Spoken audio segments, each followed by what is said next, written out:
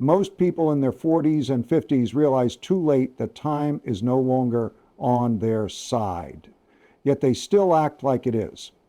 The cost of not thinking long term at this stage of life is far greater than most can afford to admit. By the time most people reach their 40s and 50s, they begin to feel the weight of time in a way they didn't before. The illusion of endless opportunity starts to fade and reality begins to settle in. You start to see the compounding effects of your earlier decisions, financially, physically, emotionally, and whether you like the results or not, they're yours to deal with. The uncomfortable truth is that compounding, which is one of the most powerful forces in life, requires time. And at this stage, time becomes your most limited and therefore most valuable asset. What many fail to grasp is that compounding is not just a financial concept. It applies to everything. Habits compound, relationships compound, knowledge compounds, health decisions compound. Everything you're doing now is either setting you up for greater ease and optionality in the future, or it's digging a deeper hole that you'll eventually have to climb out of. And the later you start shifting course, the harder it is to change your trajectory meaningfully. This isn't about fear, it's about understanding cause and effect. From a financial perspective, the math is simple. A dollar invested at 25 has a radically different future value than one invested at 45. Even if the return rate is the same, that gap only widens as time passes. And yet many people at this stage are still delaying investing in assets that grow. They're focused on earning more income, but not necessarily on building things that generate income without their active effort. That's a costly mistake. Income gives you a sense of stability. Assets give you actual freedom. It's not just money. The same principle applies to health. A person who neglected movement and nutrition in their 30s is often dealing with compounding consequences in their 50s. Lower energy, chronic issues, and rising healthcare costs. By this point, you're either benefiting from the dividends of good habits or you're paying the interest on neglect. The idea that I'll get to it later becomes less viable the further you go. The compounding curve is already working. You just have to ask whether it's working for you or against you. The principle here is simple. Early investment of effort leads to exponential returns later. But once you're in your 40s and 50s, your margin for delay tightens. That doesn't mean it's too late. It means that precision matters more now. You don't have the luxury to waste years learning lessons you can internalize today. The cost of poor decisions compounds faster when your recovery time is shorter.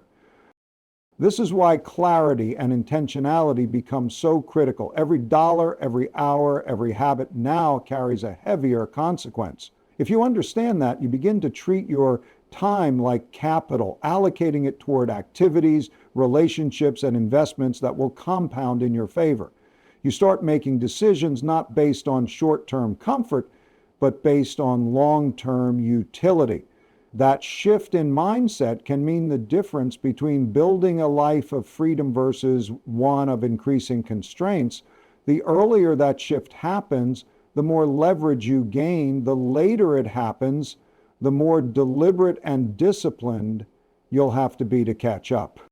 Once you recognize that time is limited and compounding is already in motion, the next step is to align yourself with the reality you're facing. That means stepping away from preferences, illusions, or beliefs that feel good but don't work in practice. The world doesn't adjust to your desires. You have to adjust to the way it works. And the more accurately you understand how it works, the better your decisions will be. Many people reach their 40s and 50s with a set of assumptions that have gone unchallenged for decades. These assumptions come from upbringing, social norms, emotional experiences, and internal narratives. But the problem is that these ideas often don't reflect the current reality. They might have served you once, but if you're still relying on outdated mental models, you're likely making decisions that no longer make sense, and that disconnect creates friction financially, emotionally, and in your ability to adapt. The principle at play here is simple but uncomfortable. What you want to be true is irrelevant. What matters is what is actually true. The clearer you can see that, the better position you are to deal with life effectively. When you let go of preferences and start dealing with reality on its terms, you gain clarity. And clarity is a competitive advantage. It lets you navigate problems directly instead of avoiding them, and it allows you to see opportunities that others overlook because they're still caught up in denial. Reality tends to work in patterns. If you study them, you'll find predictability. For example, in economics, cycles repeat. Debt builds, productivity shifts, corrections happen. If you know how these things function, you can position yourself accordingly. But if you're only operating based on optimism or fear, you're likely to misread the situation. The same applies in your career. Industries evolve, technology changes, and skills become obsolete. If you're still working as if the world hasn't moved on, you're exposing yourself to increasing risk. But if you look at the current environment objectively, you can adapt early rather than react late. Emotionally, this principle also applies. People often stay in relationships, jobs, or habits that no longer serve them because they're attached to how things used to be. But reality is dynamic. Just because something worked before doesn't mean it works now. Acknowledging that can be difficult, especially when your identity is tied to it, but it's necessary. Delaying the recognition of truth only extends the cost you'll pay later. Facing reality isn't about being negative, it's about being honest. And honesty with yourself is the foundation of meaningful progress. When you're honest, you see where you are, how you got there, and what needs to change. That process can be uncomfortable, but it's essential if you want to make decisions that actually work. Ignoring it doesn't make life easier, it just delays the inevitable reckoning. So the sooner you align with reality, the sooner you can start making choices that are based on cause and effect, not wishful thinking. Once you've grounded yourself in the truth of your circumstances and aligned your thinking with reality, the next logical step is to reassess how you're using your time and energy. At this stage of life, one of the most important shifts is moving from being busy to being effective. Many people mistake motion for progress. They fill their days with activity, but don't stop to ask whether those activities are leading anywhere meaningful or productive. That's a misallocation of resources. And in your 40 S&50 misallocation becomes increasingly costly. Effectiveness means identifying what actually matters and directing your limited time and energy toward it. Busyness often stems from avoiding more difficult or strategic work. It gives the illusion of accomplishment without requiring depth of thought. But when you look at it through the lens of cause and effect, you realize that outcomes are not determined by how hard you work, they're determined by how hard you allocate effort. This is a time to question whether what you're doing is producing value over the long term or simply keeping you occupied in the short term. At a certain point, the accumulation of responsibilities, career, family, finances, can make life feel like it's running you instead of the other way around. But that's exactly when it becomes most important to take control of your schedule and apply leverage. Leverage doesn't just mean financial. It means finding the highest return activities for your time. That could mean delegating low-value tasks, building automated systems, or investing in tools, skills, or relationships that compound value over time. The goal is to shift from linear effort to exponential impact. This requires stepping back regularly to evaluate what activities are giving you disproportionate returns, which ones drain your time and offer little in return. Where are you saying yes out of habit, fear, or guilt instead of intention? These are the kinds of questions that help you cut through noise and reallocate effort toward what really matters. In a world that constantly demands your attention, discernment becomes a key skill. Without it, you end up reacting to life rather than designing it. Part of being effective is also understanding the opportunity cost of your decisions. Every hour spent doing one thing is an hour not spent doing something else. That trade-off becomes more significant as you get older because your remaining time to compound benefits is decreasing. When you're younger, the margin for trial and error is wider, but in your 40s and 50s, the margin narrows. That doesn't mean you need to act with fear. It means you need to act with precision.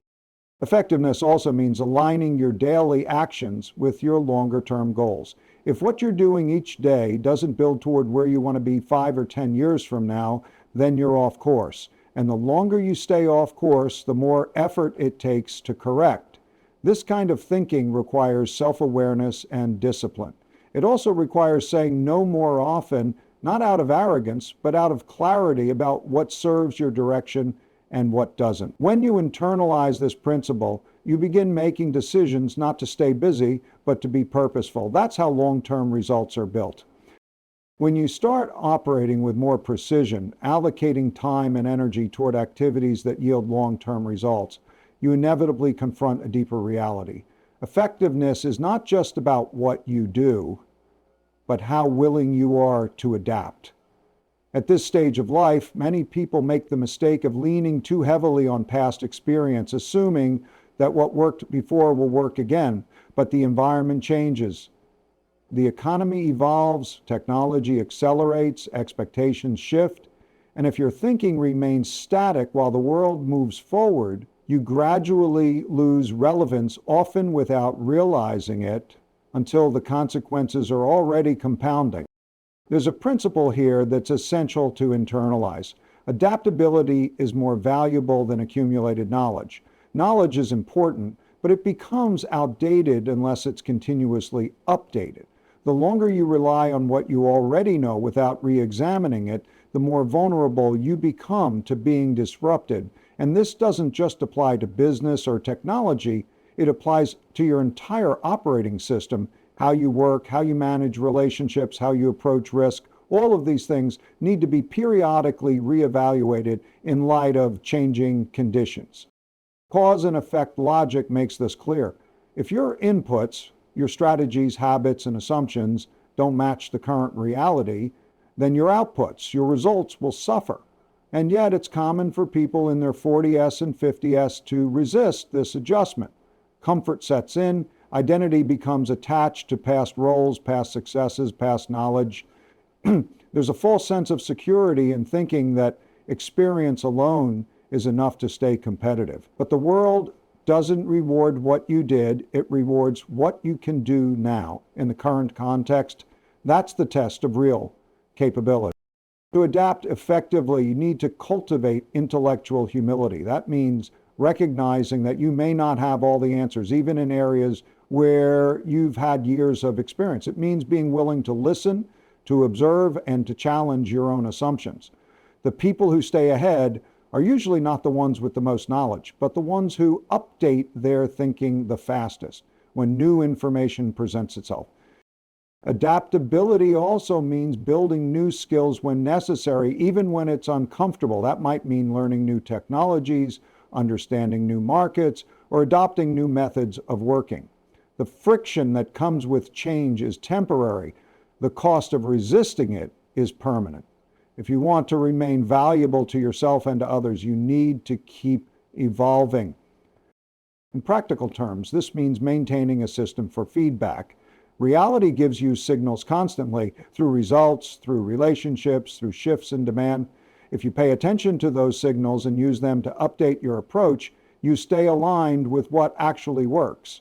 If you ignore them, you fall into decline, often slowly and subtly at first, then suddenly. The goal isn't to throw away what you've learned, it's to integrate it with what's new.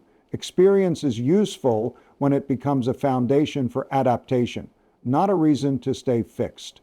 The world rewards those who stay useful, and usefulness depends on relevance, which depends on how effectively you can evolve.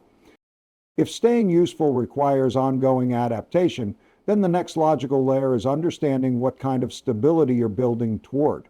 For many people in their 40s and 50s, financial success is still measured by income, how much they earn through work, promotions, or business revenue. But this thinking is incomplete. Income is important, but it's not the same as resilience.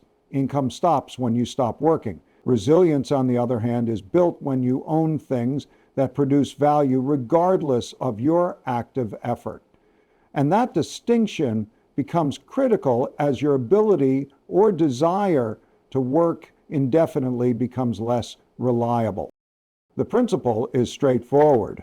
If your financial well-being depends entirely on your continued effort, you're exposed. You're vulnerable to shifts in health, industry conditions, market cycles, or simple burnout.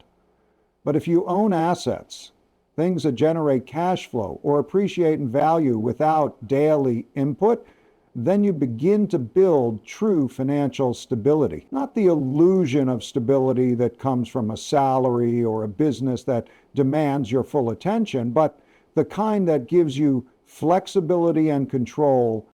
Financial resilience comes from diversification, not just in terms of where your money is, but how it works. Too many people are concentrated in a single source of income. That might be a job, a small business, or even a highly specialized skill, but concentration increases fragility. If that one pillar is disrupted, the entire structure becomes unstable. So the principle is to build multiple income streams that behave differently under different conditions: rental income, dividends, royalties, equity, cash flowing businesses, and even durable skill sets. All of these can act as separate engines that keep running when one slows down. Another important element is liquidity. Resilience isn't just about what you own, it's about what you can access when needed. Illiquid wealth might look good on paper, but it doesn't help in a crisis if you can't convert it into something useful. So balancing long-term investments with access to short-term capital is necessary. The ability to respond quickly to opportunities or disruptions is a function of both what you have and how flexible it is. Inflation also plays a role. Holding cash may feel safe, but over time, inflation erodes its value. On the other hand, putting all capital into volatile assets can create risk if you need to draw from them during a downturn. The challenge is to build a portfolio that not only grows, but holds up under different scenarios. That requires strategic thinking, not reactive behavior. It means thinking in probabilities, not certainties. The broader principle here is sustainability. Can your financial system sustain you without constant input? Can it withstand external shocks? Is it aligned with your long-term needs and goals? These are not one-time questions. They need to be revisited regularly, especially as your responsibilities, risk tolerance, and economic environment evolve. In the end, resilience isn't built on hope or hard work alone. It's built on ownership, structure, and the disciplined application of principles that hold up under pressure. That's what allows you to move from reactive living to a more stable, durable position.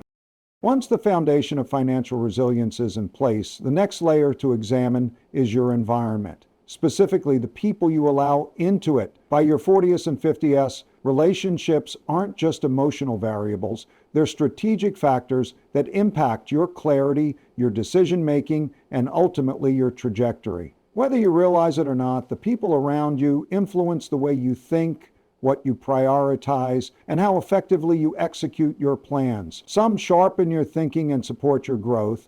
Others dilute your focus, amplify your fears, or reinforce patterns that no longer serve you. From a cause and effect perspective, this becomes a practical issue. Just as you wouldn't make financial investments without considering the expected return, you shouldn't keep people in your inner circle without examining the value they bring. Or subtract. This isn't about judgment, it's about alignment. If someone consistently drains your energy, adds confusion, or pushes you away from clear principles, they become a cost. That cost may not show up immediately, but it compounds over time through lost momentum, unnecessary conflict, or misguided decisions. The principle here is leverage. Relationships can either be high leverage or high friction. High leverage relationships are those that challenge you to think better, hold you to higher standards, and help you see blind spots. They provide input that increases your chances of making sound decisions. High friction relationships do the opposite. They create noise. They introduce emotional volatility. They reduce your ability to stay grounded in reality because they pull you into patterns of reaction rather than reflection.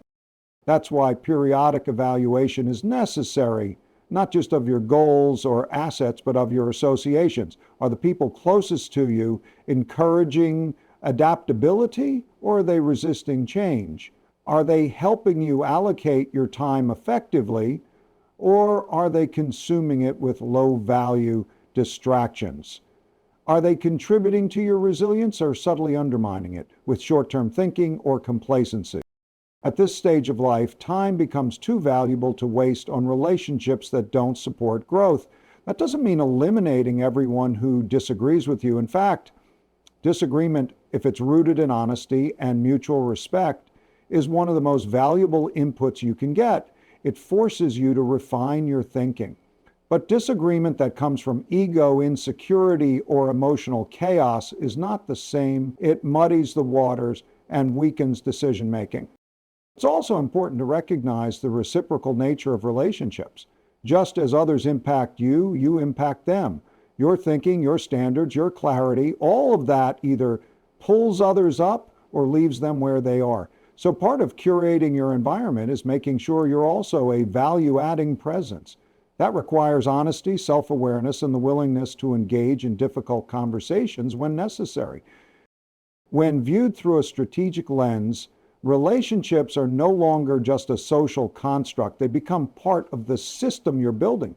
They affect your trajectory, just like any other variable.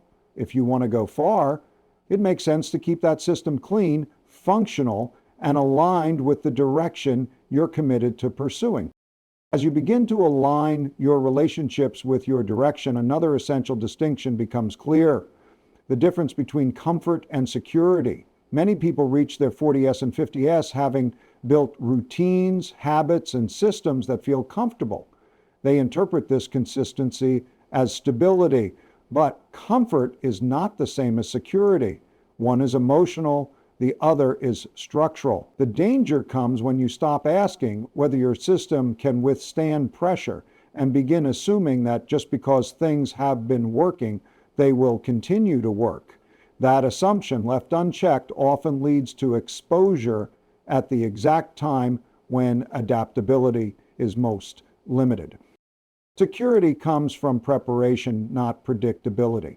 A comfortable lifestyle may indicate that things are going smoothly for now, but if it's built on fragile foundations, over-leveraged finances, outdated skills, dependent relationships, or false assumptions about the future, it can collapse quickly under stress. That's the risk of conflating current ease with long-term durability. The more insulated people become by routines, the less they tend to test the structural integrity of their systems, and when reality shifts, those untested systems often fail.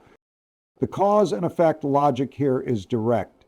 If your decisions are driven by what feels good in the moment rather than by what holds up under multiple conditions, you're increasing your vulnerability. That vulnerability might not show up immediately, but it builds in the background, quietly compounding until it surfaces, often at a time when adjustment is least convenient. You don't notice a roof leak on a sunny day, but the storm will expose it without warning. This is where preparation becomes the defining factor. Preparing doesn't mean predicting every future scenario. It means building your life in a way that allows for flexibility and resilience when things don't go as expected. That means having savings, not just income. It means developing transferable skills, not just job security. It means cultivating a mindset that's comfortable with discomfort rather than one that resists change. Security is the result of layering systems that can absorb shocks financially, mentally, and operationally. That also requires stepping back from your current situation and evaluating it objectively. What assumptions are you relying on that haven't been tested in a while? What systems in your life are optimized for today's convenience but might not scale or hold up over time? These are not easy questions, but they're necessary if you want to move from reactive to proactive living. If you wait for a crisis to reveal your blind spots, The cost of correction is usually much higher than if you anticipate and address them in advance. Another element to consider is psychological readiness. When people build comfort into their identity, any disruption feels existential. But when you build security through principles and systems, you create a foundation that isn't tied to specific outcomes. That gives you the ability to navigate change with less emotional volatility. It also makes you better positioned to act with clarity under stress. Ultimately, comfort is passive. It happens when external conditions are favorable. Security is active. It's earned through preparation, alignment, and the consistent application of principles that hold up under pressure. That's what makes the difference between stability that's perceived and stability that's real. If you're in your 40s or 50s, you're standing at a critical juncture, a point where the trajectory of your future will be defined not by how hard you work, but by how clearly you think and how wisely you act. The window for compounding is narrowing, the margin for error is tightening, and the cost of inaction is rising. But the advantage you have now is perspective. You've seen enough to understand what works and what doesn't. Two, the question is whether you're willing to update your principles and make decisions that reflect the reality you're actually in, not the one you wish you were in.